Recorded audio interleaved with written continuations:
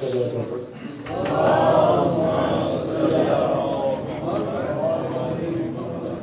بالله من الشيطان الرجيم بسم الله الرحمن الرحيم رب اشرح لي صدري ويسر لي أمري واحلل عقدة من لساني يفقهوا قولي الحمد لله رب العالمين والصلاة والسلام على خير خلقه ونور عرشه خاتم النبيين والمرسلين المصطفى الأمجد المحمود الأحمد أبا القاسم محمد اللهم صل على محمد وآل محمد يا أهل بيته الطيبين الطاهرين المعصومين الذين أذهب الله عنهم الرجس وطهرهم تطهيرا اللهم صل على إني تارك فيكم الثقلين كتاب الله وعترة أهل البيت. Donc nous avions pris ce hadith qui est, moi j'appellerais ça la formule du salut. Suivre le Coran et l'Ahl al-Bayt, c'est la formule du salut que le prophète nous a montré. Le Coran al-Majid encourage d'aller vers l'Ahl al-Bayt et l'Ahl al-Bayt encourage pour aller vers le Coran. Donc il faut que les deux soient ensemble, nous l'avons vu. Et nous avons vu que le Coran a les mêmes qualités que l'Ahl al-Bayt puisqu'ils vont rester ensemble jusqu'au jugement dernier. Dans le Coran, on parle du Ahl al-Bayt et un des versets les plus importants, c'est « Qul la as'alukum alayhi ajran illa al-mu'addata fil qurba » que vous connaissez tous, que c'est l'ordre donné au prophète, dis-leur que je ne demande rien en récompense, uniquement vous devez aimer ma descendance. Je ne vais pas prendre la signification de ce verset parce qu'on n'aura pas le temps, je vais juste vous rapporter le message qu'on a donné avant hier et hier. Nous avons dit donc que le Coran et l'Ahl al-Bayt ont les mêmes qualités. Alors on dit que pour regarder le Coran, c'est ibadat. J'aimerais bien que les jeunes qui parlent français, pour qui on est en train de faire le discours, viennent à l'avance, ce serait gentil. Avancez, s'il vous plaît. Donc le Coran et l'Ahl al-Bayt ont la même qualité. Le Coran, regarder le Coran, c'est ibadat. Donc c'est une adoration importante. Regarder ses parents est aussi ibadat. Regarder la Kaaba, c'est ibadat également. Alors on doit avoir les mêmes qualités pour l'Ahl al-Bayt, donc pour les héritiers du Coran.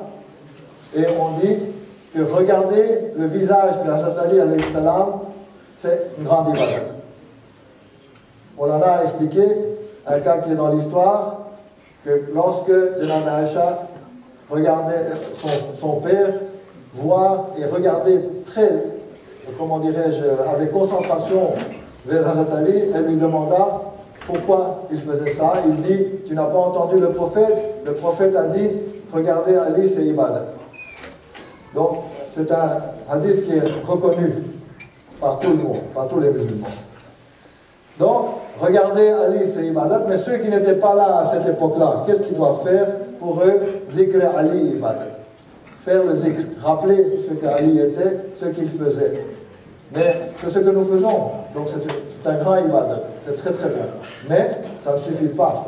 Si on fait le zikr, ça veut dire rappeler. On doit rappeler ses qualités, tout ce qu'il a fait. Mais pour pouvoir prendre exemple sur lui et suivre ce qu'il faisait. Pas uniquement en parler et être content que bon, nous avons un imam qui est parfait, mais il faut aussi essayer de faire le minimum de ce qu'on peut faire par rapport à ce qu'il faisait. Et si on regarde un peu plus loin, si ceux qui ne savent pas faire le zikr, mais nous on fait le zikr et on aime Ali aussi. Mais il dit, si quelqu'un peut être muet, il ne sait pas faire le zikr, il doit aimer Ali. Donc s'il aime Ali, c'est aussi ibadat. Donc ceux qui ont vu Ali, c'était regarder ibadat. Ceux qui font le zikr, ils font aussi un ibadat. Et ceux qui aiment Ali font ibadat. Nous, machallah, on a la chance de pouvoir l'aimer et de faire le zikr. Donc on a une très grande chance, il faut en tirer profit. Mais le profit ne peut être tiré que si nous tirons exemple de ce qu'il faisait et essayer de faire ce que nous, dans notre capacité, on sait le faire. Alors si on regarde un peu plus loin, quand on parle, en fait, beaucoup de questions se posent lorsqu'on parle de chiites et de sunnites. Alors dans le Coran al-Majid, Allah subhanahu wa ta'ala dit que inna min shi'atihi la Ibrahim, que Ibrahim était parmi les chiites. Alors dans l'explication de ce verset, on dit que lorsque Ibrahim alayhi salam a été créé, il dit à Allah, je vois une lumière, un nour. Et Allah lui dit, qui c'est? Et Allah lui dit, ça c'est Nour et Mohammed.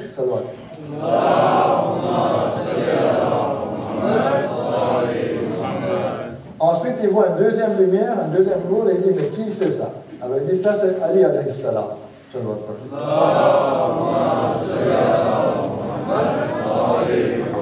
Mais Ibrahim dit, je vois encore trois autres lumières.